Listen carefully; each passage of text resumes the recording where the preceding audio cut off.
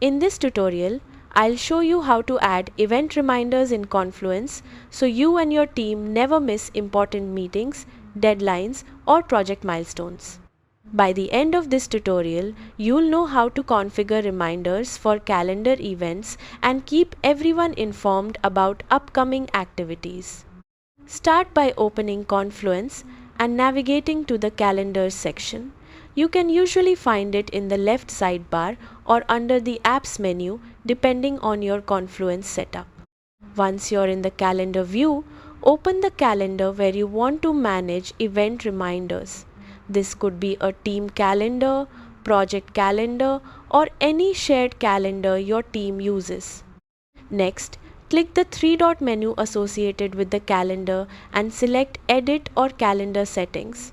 This will open the configuration options for that calendar.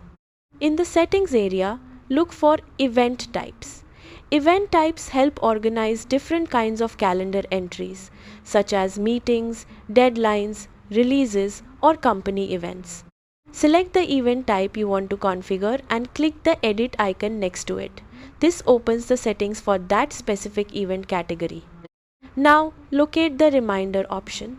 Here, you can choose how far in advance notifications should be sent.